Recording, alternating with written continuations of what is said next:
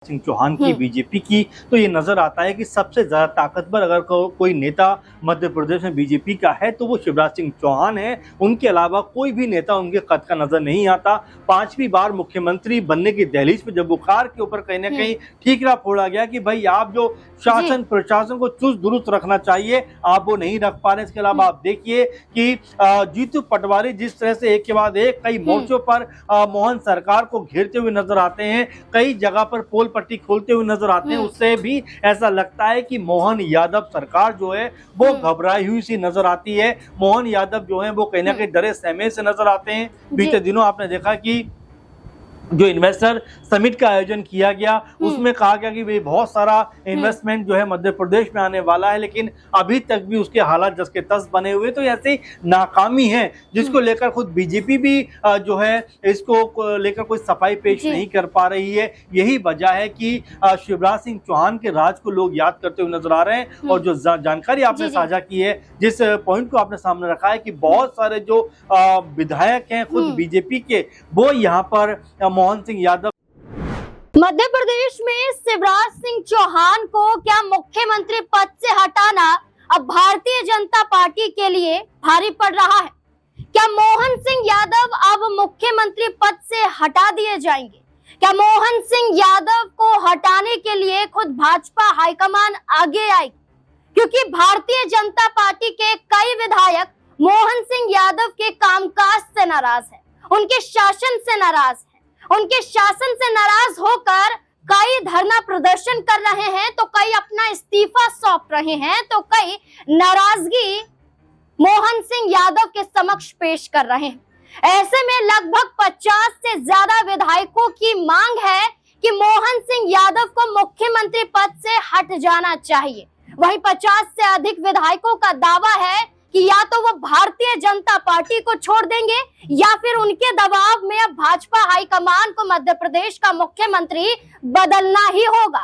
तो क्या अब मोहन सिंह यादव जो मुख्यमंत्री बने हुए उन्हें 1 साल से ज्यादा ही हुआ है, तो क्या अब अपनी कुर्सी को गवा देंगे? जहां चर्चा चल रही है कि नागर सिंह चौहान आदिवासी नेता हैं, आदिवासी विधायक हैं, उनकी मांग थी कि उनका मन मुताबिक उन्हें मंत्रालय नहीं मिला। जहां वन मंत्रालय की मांग थी अनुसूचित जाति कल्याण मंत्री बनाया जाता है। इसके अलावा मध्य प्रदेश के बजट सत्र के दौरान कई मंत्रियों ने आरोप लगाया कि पुलिस प्रशासन सुचारू रूप से काम नहीं कर रहा है। जहां चिंतामणि मालवीय ने आरोप लगाया, जहां एक मंत्री ने यह आरोप लगाया कि उनके बेटे पर फर्जी FIR दर्ज करवाई गई है, जहां रीति पाठक अजय बिश्नोई ने आरोप लगाया कि जिला अस्पताल में भी सुचारू रूप से काम नहीं हो रहा है, पुलिस प्रशासन भी सही तरीके से काम नहीं कर रही है, तो वहीं कई अन्य विधायक अपनी परेशानियों के साथ मोहन सिंह यादव के आगे खड़े हो गए। कई विधायकों ने अपना इस्तीफा भी सौंप दिया। इस्तीफे की बात करें तो ब्रिज बिहारी पटेरिया ने अपना इस्तीफा इस कारण से सौंपा क्योंकि वो पुलिस प्रशासन पुलिस व्यवस्था से खुश नहीं थे और पुलिस स्टेशन के बाहर धरना प्रदर्शन करते हुए भी नजर आए थे। इसके बाद उनकी सुनी नहीं गई तो इस्तीफा सौंप दिया गया। तो अब क्या मध्य प्रदेश में बड़ा भूचाल आने वाला है? क्या मोहन सिंह यादव अपनी मुख्यमंत्री कुर्सी को गवा देंगे? बड़ा सवाल यहाँ पर बन जाता है। सवाल का जवाब देने के लिए मेरे साथ मेरे वरिष्ठ सहयोगी अमन सर जुड़ चुके हैं। अमन सर, आपका बहुत बहुत स्वागत है। सर, मध्य प्रदेश में शिवराज सिंह चौहान मुख्यमंत्री बनने वाले थे, जहां तक बात करें 5वीं बार मुख्यमंत्री बनने वाले थे, लेकिन शिवराज सिंह चौहान के विकल्प में मोहन सिंह यादव को लाया गया जो RSS का भी चेहरा थे और एक नया चेहरा भी थे और एक ऐसा चेहरा जो लोकसभा चुनाव 2024 में कारगर साबित होते। लेकिन लोकसभा चुनाव तो बीजेपी ने जैसे तैसे सहयोगियों के सहारे जीत लिया, लेकिन मध्य प्रदेश में अब अपनी सरकार नहीं चला पा रही है भारतीय जनता पार्टी मोहन सिंह यादव के सहारे। क्या लगता है कि मोहन सिंह यादव के खिलाफ जो विधायक खड़े हो गए हैं, क्या विधायक मोहन सिंह यादव को हटा कर रहेंगे? देखिए नाज़मीन, मध्य प्रदेश में जब हम बात करते हैं शिवराज सिंह चौहान की बीजेपी की, तो ये नजर आता है कि सबसे ज्यादा ताकतवर अगर कोई नेता मध्य प्रदेश में बीजेपी का है तो वो शिवराज सिंह चौहान है। उनके अलावा कोई भी नेता उनके कद का नजर नहीं आता। 5वीं बार मुख्यमंत्री बनने की दहलीज पे जब वो खड़े हुए थे, उससे पहले ठीक चुनाव हो रहे थे। चुनावों के मद्देनजर जब कांग्रेस पार्टी का जिस तरह रुख दिखाई पड़ रहा था, लोगों का उत्साह कांग्रेस पार्टी के लिए था, हर कोई ये मान रहा था कि कांग्रेस पार्टी की सत्ता यहाँ पर आने ही वाली है। लेकिन ये शिवराज सिंह चौहान का मैजिक था, जो 230 से भी ज्यादा रैलियां करते हुए नजर आते हैं, जनसभाओं को संबोधित करते हुए नजर आते हैं, और जो जीत कांग्रेस के पाले में लग रही थी उसको खींचकर बीजेपी की तरफ ले आते हैं। लेकिन इनाम के तौर पर उनको इस टीम से ही अलग कर दिया जाता है कि भाई आप थोड़ा रेस्ट करिए, क्योंकि अभी मुख्यमंत्री बनाने की जो हम सोच रहे हैं वो शिवराज सिंह चौहान को नहीं बल्कि मोहन सिंह यादव को। हर कोई ये बात सुनकर दंग रह गया था कि मोहन सिंह यादव, जिनको ना तो कोई बड़े पद पर काम करने का अनुभव है, ना ही वो मुख्यमंत्री रहे, तो आखिर किस बिना पर उनको 4 बार के अनुभवी मुख्यमंत्री के मुकाबले तरजीह दी जा रही है। इस बात को लेकर खूब हो हल्ला मचता हुआ नजर आया।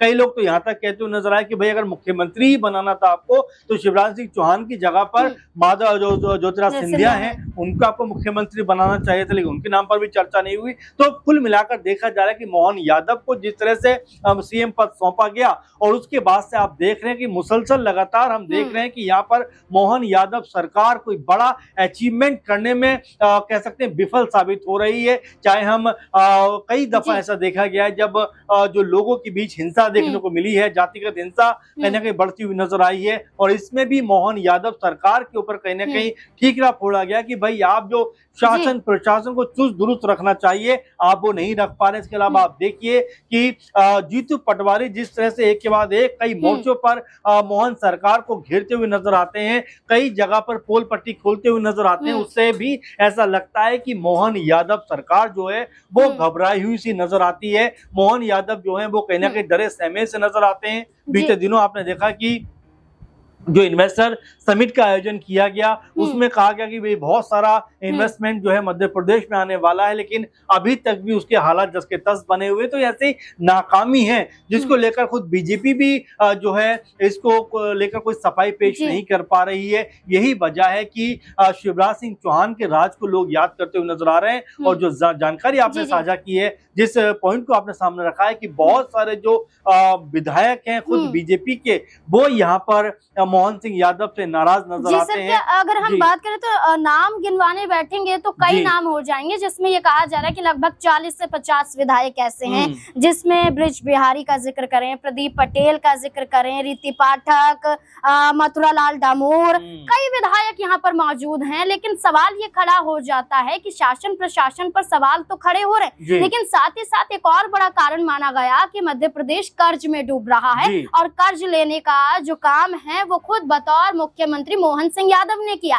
6000 करोड़ से ज्यादा का कर्ज तो हाल फिलहाल में ही मोहन सरकार ने ले लिया। साथ ही साथ ये भी कहा गया कि लाडली बहना योजना सुचारू रूप से नहीं चल पा रही है, जिसमें कई महिलाओं के नाम भी काटे गए कई कारणवश, लेकिन ये माना जा रहा है कि फेलियर मोहन सिंह यादव का। देखिए बिल्कुल जाहिर बात है कि यहाँ पर जो लाडली बहना योजना का जिक्र आपने कर दिया, मुझे नाज़मीन नजर याद आता है वो वक्त जब शिवराज सिंह चौहान का नाम हटाकर मोहन सिंह यादव का नाम लेकर सामने आया गया था। उस वक्त जब सीएम हाउस से शिवराज सिंह चौहान विदा ले रहे थे, बहुत सारी महिलाओं का झुंड वहां पर दिखाई पड़ता है और वो सामने आकर शिवराज सिंह चौहान को गले लगाते हुए रोते हुए कहती हैं कि भैया अब हमारे लिए जो योजना आपने चलाई थी, महिला सम्मान योजना, महिला लाडली योजना, उसका आखिर क्या होगा।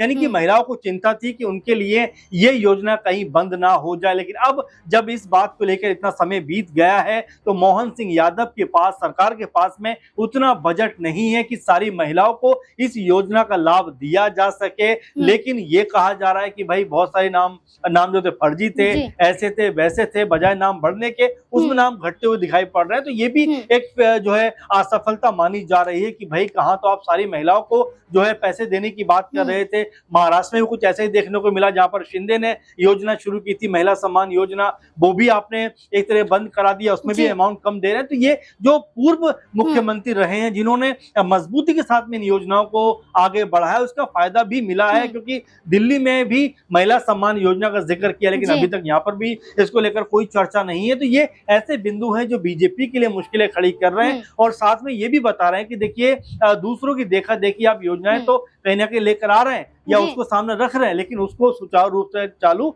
नहीं कर पा रहे हैं। जी, ये जी, आपकी सर। नाकामी है। जी जी सर, यहाँ पर एक और आखिरी सवाल लेना जी। चाहूंगी। नरेंद्र कुशवाहा हैं और प्रद्युम्न सिंह तोमर हैं, जी ये ज्योतिरादित्य सिंधिया के करीबी विधायक माने जाते हैं।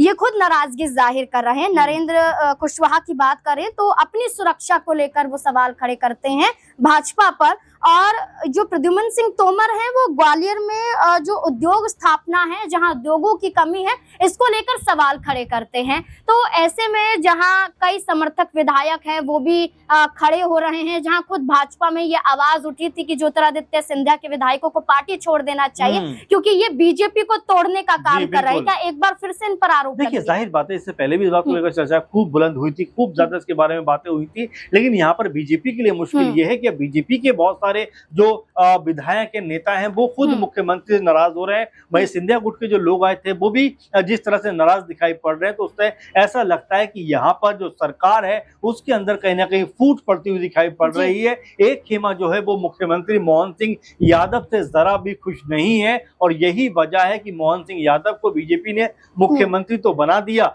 लेकिन यहाँ पर जो सरकार के लिए काम होना चाहिए, जो लोगों के लिए काम होना चाहिए, वो काम दिखाई नहीं पड़ रहा। इसीलिए उनके जो खुद के एमएलए हैं वो उनसे न सिर्फ खफा नजर आ रहे हैं, बल्कि ये कह रहे हैं कि मोहन सिंह यादव को मुख्यमंत्री नहीं बनाया जाना चाहिए था, क्योंकि जो जिस उम्मीद के साथ में उनको मुख्यमंत्री पद सौंपा गया वो उम्मीद पूरी होती हुई नजर नहीं आ रही है। बिल्कुल, मोहन सिंह यादव मुख्यमंत्री तो बने, लेकिन सवाल खड़े हुए कि क्या शिवराज सिंह चौहान की तरह ही क्या मध्य प्रदेश को संभाल पाएंगे, क्या अपना कार्यकाल भी पूरा कर पाएंगे? लेकिन जो सवाल उठे, इस सवाल में भाजपा विधायकों ने साबित कर दिया, नहीं, मुख्यमंत्री के तौर पर मोहन सिंह यादव सही चेहरा नहीं थे। चाहे भारतीय जनता पार्टी ने बदलाव चाहा, लेकिन बदलाव के आधार पर देखिए, 3 राज्यों में, छत्तीसगढ़ की बात करें, राजस्थान की बात करें, मध्य प्रदेश की बात करें, तीनों चेहरे बदले गए, लेकिन इन तीनों ही मुख्यमंत्री को लेकर कोई भी सुर्खियां नहीं, कोई भी हाईलाइट यहाँ पर नजर नहीं आता, या कहें कि